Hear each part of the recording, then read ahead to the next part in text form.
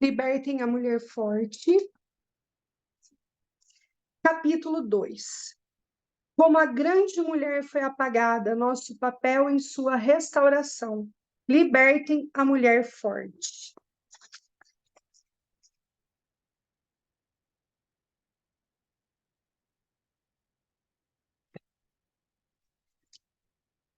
Mãe abençoada, mulher de muitos rostos, muitos nomes.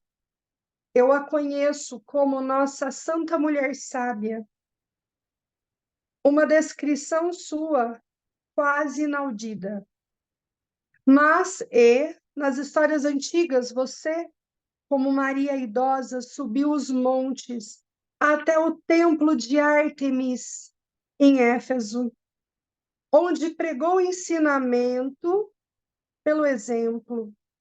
Relatam alguns antigos fiéis que, como em Caná, você continuou a participar de sagradas danças tribais.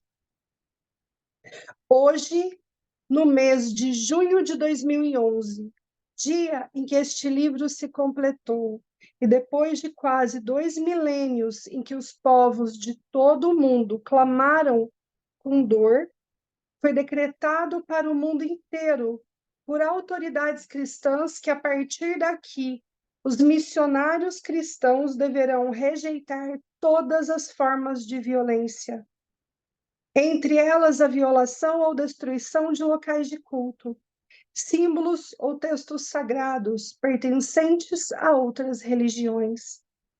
Se for assim, muitos motivos para aleluias, que entre em vigor para todos os grupos, todos, que neste dia todas as espadas sejam transformadas em lâminas de arado, para plantar vida nova em vez de ferir a vida. Ex-voto. Santa Mãe Sábia, que ela seja reconhecida e mostrada em liberdade. Minha avó, Catherine, dizia que se você escutasse histórias sobre a Mãe Maria por 9 semanas sem interrupção, ou se você rezasse o rosário por 9 dias direto, sem que sua mente divagasse nenhuma vez, ou se você fosse andando até um dos santuários da Mãe Marushka, no bosque durante 9 noites seguidas, sendo 9 o número de meses em que a Mãe abençoada carregou Cristo vivo antes de dar à luz do mundo. Se você se dispusesse a fazer qualquer uma dessas tarefas, a Mãe abençoada apareceria diante de você e responderia a qualquer pergunta que você pudesse ter acerca de como viver na Terra na plenitude da sua alma. Mas minha avó também dizia que havia um atalho, a necessidade. Qualquer ser humano necessitado de consolo, clareza, orientação ou força era ouvido pelo coração imaculado. E assim, a Mãe abençoada chegaria imediatamente com os véus voando, para nos abrigar sob seu manto de proteção, para nos dar aquela única coisa pela qual o mundo tanto anseia, o calor do toque misericordioso da Mãe. O calor do toque misericordioso da Mãe.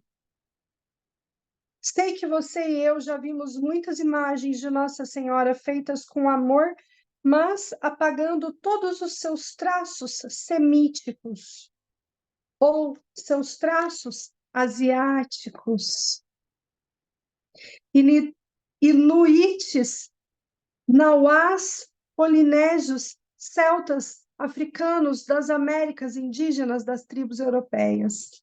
Não acredito que essa visualização de Nuestra Madre, nossa mãe, tenha tido a intenção de uma única preferência racial.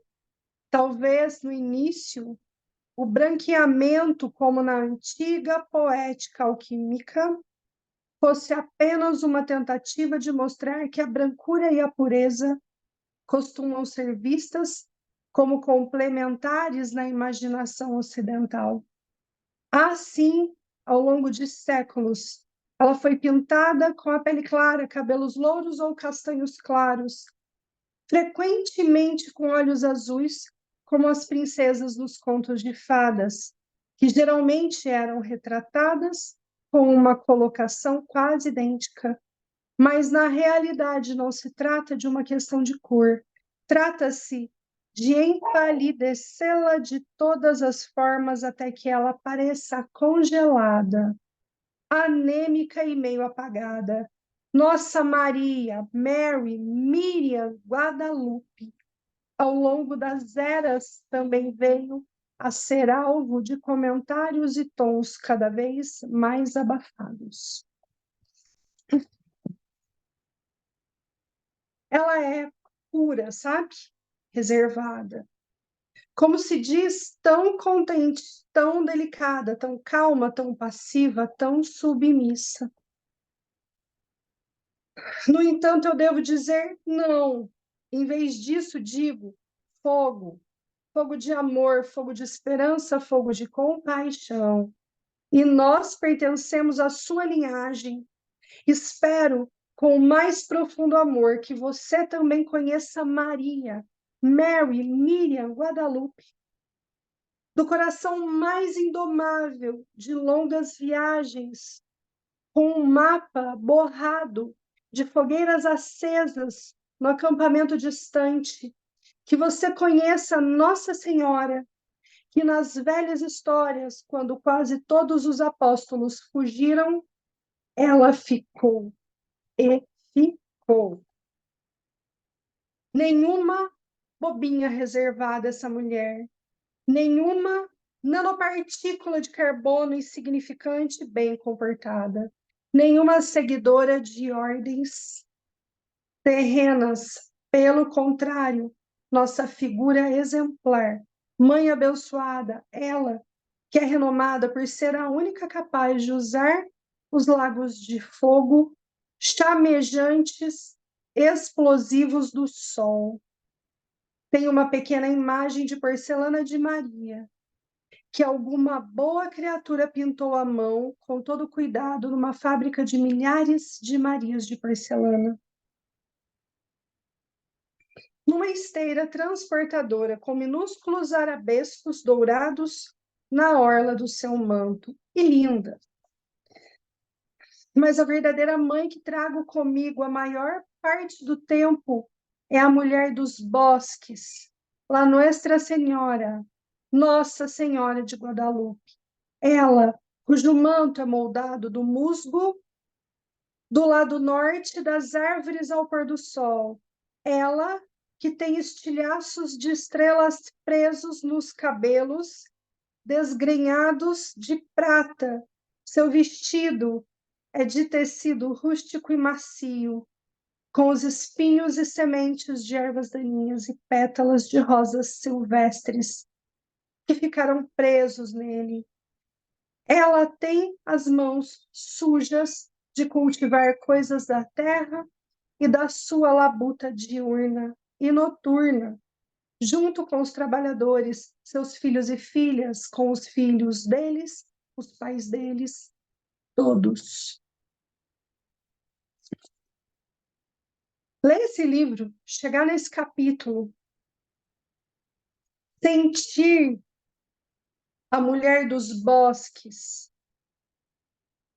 cujo manto é moldado do musgo do lado norte das árvores ao pôr do sol, ela que tem estilhaços de estrelas presos nos cabelos desgrenhados de prata. Seu vestido é de tecido rústico e macio, com os espinhos e sementes de ervas daninhas e pétalas de rosas silvestres que ficaram presos neles.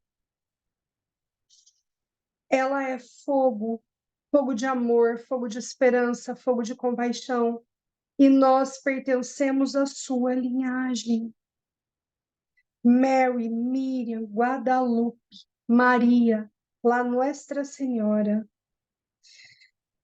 Isso me tocou profundamente e foi o grande motivo de ler esse livro. todos os capítulos, todas as orações e deixar registrado para cada vez que eu precisar de uma oração, eu vir buscar a minha própria voz.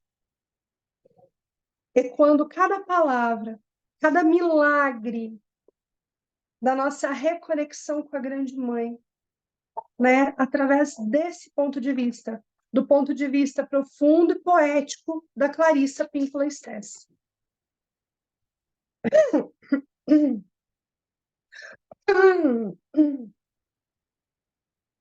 La Guadalupe não é uma coisa simétrica, com as palmas estendidas de modo igual, paralisadas no tempo. Ela está sempre em movimento. Se houver emoção, ela está lá. Se houver comoção, ela está lá. Se houver exultação, ela está lá. Impaciência, ela está lá. Fadiga, ela está lá. Medo, inquietação, tristeza, beleza, inspiração, ela está lá. E ela é mesmo reservada em certo sentido. Sim, mas diferentemente daqueles que gostariam de apagar sua essência, tornando-a anêmica. Ela é reservada, ou seja, ela não permite que a confinem nem a reduzam. E ela é calma, sim, mas não sem disposição para se levantar repetidas vezes. Pelo contrário, ela é calma, sim, como o poderoso oceano é calmo, enquanto se movimenta em enormes cavas e pináculos, suas ondas imensas como batidas do coração, tranquilas, intencionais, musculosas. E ela é pura, sim, mas não como se nunca se ensombrecesse, nunca tivesse dúvidas, nunca escolhesse um caminho errado por um tempo, mas pura, sim, como uma pedra preciosa lapidada em 100 facetas cintilantes. Esse tipo de pura, que quer dizer lapidada pelas provações, aventuras e desafios, e, no entanto, sem um único traço de vidro morto e faceta alguma.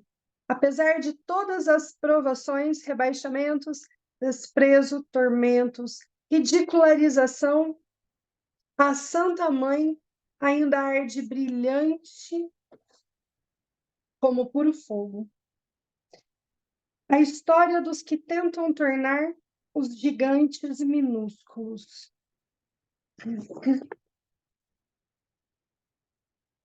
Costumo pensar em Guadalupe, mãe abençoada, com relação a um romance ilustrado de Jonathan Swift, As Viagens de Gulliver. O livro mostrava uma imagem de Gulliver amarrado ao chão. Gulliver tinha se tornado um quase prisioneiro dos Liliputianos, um povo diminuto, de somente 15 centímetros de altura. Entre outras coisas, eles criticavam Gulliver por vários aspectos, grandes demais. Por isso, eles o deitaram, amarraram-no em zigue-zague pelas pernas e braços com cordas enroladas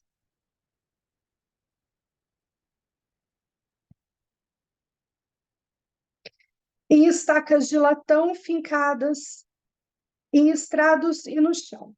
Os liliputianos, pequeninos, postaram-se no peito de Gulliver com a sensação de que tinham conseguido amarrar o Leviatã, o Bimote. Mas Gulliver simplesmente se sentou e todas as cordas se arrebentaram e todos os pequenos liliputianos caíram de cima dele, tombando no capim. O gigante saiu dali trôpego, arrastando atrás de si os fios das cordas. Os liliputianos abanaram a cabeça, como de costume, tentando conseguir entender a figura de Gulliver, que era na forma semelhante ao corpo deles, mas por outros aspectos era tão diferente deles. Creio que muitos conseguem compreender esse impulso no sentido de aparar o luminoso, o infinitamente maior, o pouco familiar, o desconhecido, o outro, o diferente. O mistério pode ser assoberbante. Tocar a divindade pode dar a impressão de que todos os átomos que compõem sua mente e corpo, de repente, foram reorganizados. Pressupõe-se que o mistério divino seja assoberbante mesmo, para derrubar o ego, que tende a usar sua mente mais estreita, na tentativa de criticar e mutilar tudo que não consegue imaginar ou aprender imediatamente. O ego, que costuma criticar e mutilar tudo que não consegue imaginar ou aprender imediatamente. Muitas instituições e culturas antigas inadvertidamente trocam seu amor pela vitalidade inerente ao divino, por formas calcificadas e mecânicas de ser que minimizavam a magnitude dos milhares de talentos portados em santidade pela alma criativa. Alguns tentando magnificar o mínimo, o homúnculo, ou seja, a precariedade e a mesquinhez, os egos menos bem formados e menos bem informados dos seres humanos, da política e das questões em geral. Torna-se, então, não só nossa vocação, mas nosso voto, nossa promessa sagrada dada desde o primeiro momento em que vimos pela primeira vez a alma ser agredida em qualquer um, por qualquer um, libertar a mulher forte, desencadear quaisquer dos seus dons profundos que se derramam continuamente para dentro de nós, através de nossa linhagem compartilhada com ela. Aprendemos a estudar suas biografias e, com isso, aprendemos a planejar e encenar nossas próprias versões individualizadas de uma abençoada imitatio Maria nesse mundo. Não apenas por hora, por todos os nossos dias, por todas as pessoas, criaturas e questões que têm importância. Infelizmente, com muita frequência, o único relacionamento que foi ensinado, mostrado, oferecido para termos com a Mãe Abençoada, ou é nenhum, através do silêncio acerca da rica linhagem de sangue que ela tem conosco, ou então é um em que devemos concordar em amarrá-la numa forma pequena e manejável. Isso a diminui ao transformá-la na boa menina sossegada, em falsa oposição, a fazer com que aquela outra mulher, a Madalena, seja a menina ruim e menos sossegada. Essas são distorções das origens e talentos das duas mulheres sagradas. Libertemos as duas, então.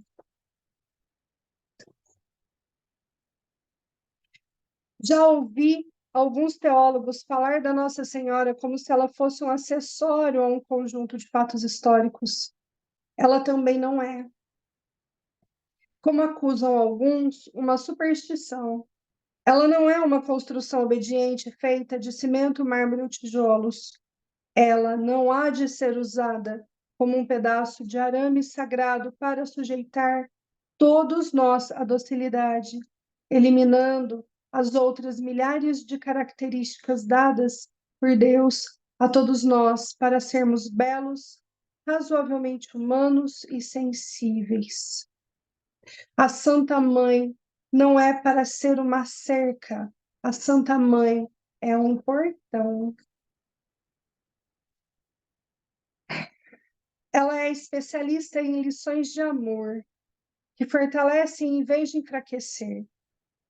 Lembro-me de uma conhecida crítica literária do New York Times ter zombado de um autor que recomendara aos leitores que pedissem conselhos à Santa Mãe. A crítica descartou a sugestão dele como pura tolice. Nunca estive tão perto de pegar um avião para atravessar o país, investir contra sua mesa de trabalho improvisada e invocar uma praga de sapos para se abater sobre tudo que fosse dela, como no velho conto de fadas. Um olho, dois olhos, três olhos. Sempre que a crítica abrisse a boca para falar, daquele dia em diante, cobras, lagartos e sapos saltariam de seus lábios. É verdade, eu quase fiquei mais escandalizada com minha própria reação horrenda do que com a reles opinião da crítica sobre fazer súplicas à mãe abençoada. Quase. E, no entanto, eu entendi Guadalupe dizer dentro do meu coração, naquele exato instante de dor e indignação, alguma coisa semelhante ao que se segue. Todos são meus. Todos me pertencem. Quer me conheçam, quer não. Quer sejam devotos, quer não. E foi isso também, essa generosidade oceânica da mãe, tão incomum em nossas culturas modernas que usam interminavelmente a guerra e os termos da morte para quase tudo. Foi isso que transformou a maior parte da minha ira numa atitude de compreensão muito mais misericordiosa em nome do autoconhecimento, da paz, da misericórdia pelos outros. Esta é uma das mensagens da Mãe Abençoada. Mesmo quando alguém ataca o que mais importa para o nosso coração e alma, não deveríamos deixar passar questões invasivas, mas abordá-las com o coração vivo, vermelho, tranquilo, não com o coração chamuscado, esfarrapado ou sem coração algum. E nisso também eu creio, podemos nos permitir a inspiração de desenvolver a graça de abraçar, mesmo quando esse abraço não é correspondido. Esse tipo de inteligência às vezes surpreende, pode surgir quando a mulher forte é libertada. Estar com a grande mulher, ver com ela.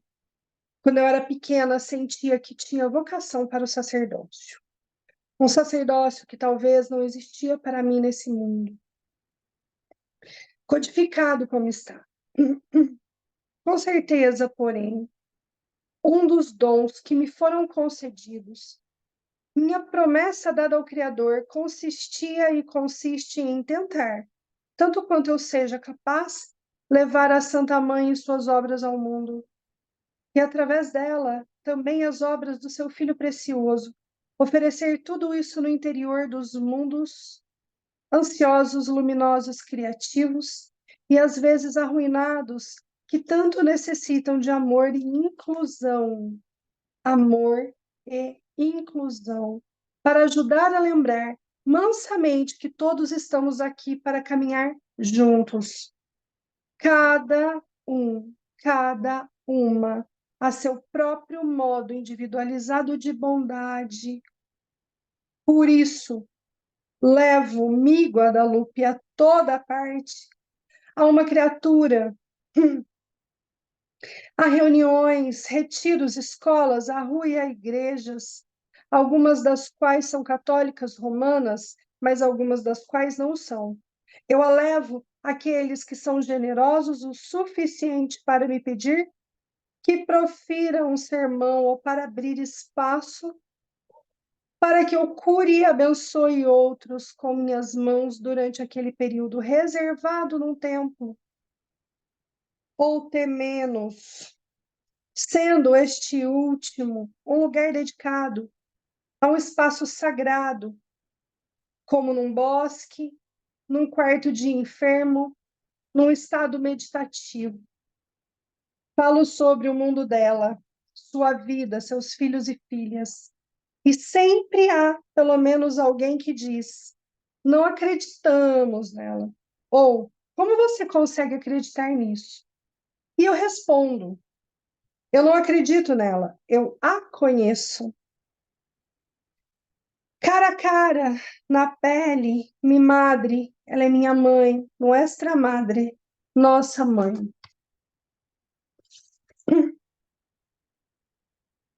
E é muito frequente que me perguntem como uma criatura que mal começa a realmente estar com Nossa Senhora poderia pensar em Maria, Nossa Madre Grande. E eu digo, e agora vem uma oração muito bonita. Na verdade, é um poema, né?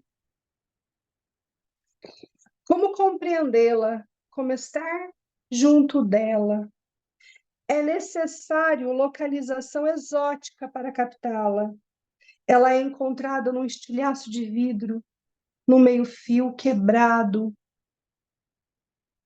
num coração partido, em qualquer alma, conhecedora ou desconhecedora, embora loucamente apaixonada pelos mistérios, pela centelha divina, pelo fogo criador, e não tão apaixonada apenas por desafios mundanos.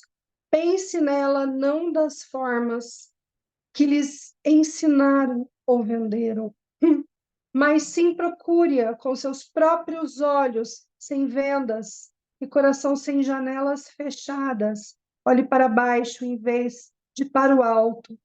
Olhe direto debaixo do seu nariz. Ela aparece sob muitas apresentações e aspectos, escondidas bem à vista, e você a conhecerá imediatamente por seu coração imaculado e indivisível pela humanidade. Esta é Guadalupe, de quem creio que você ouviu falar, que você percebe que quer conhecer, ou de quem esteve muito perto há anos. Nossa Senhora é centrada na alegria e reparadora da tristeza. Alguém que está presente sob todos os aspectos. E ao compreendermos desse modo essa força de atração para a mulher sagrada, nós realmente libertamos a mulher forte. Aqui, permitam-me em prece pedir força para suas mãos e seu coração, inspiração e ousadia, e fogo para levantar a grande mulher e afastá-la de quaisquer liliputianos que a tenham amarrado no chão para torná-la mais manejável. Não importa a que dissertação ou redução ela tenha sido amarrada, ela é de longe maior que qualquer mente liliputiana. No instante em que pedimos por ela, em que a vemos, conversamos com ela, a amamos, ela se levanta grandiosa, contra todas as cordas que a prendem, e elas se soltam, enquanto as estacas voam em todas as direções.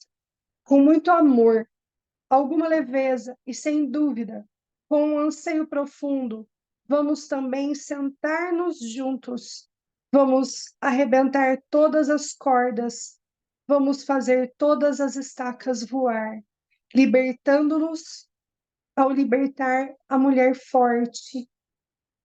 Que assim seja profundamente para você, que assim seja para mim também, que assim seja para todos nós sempre.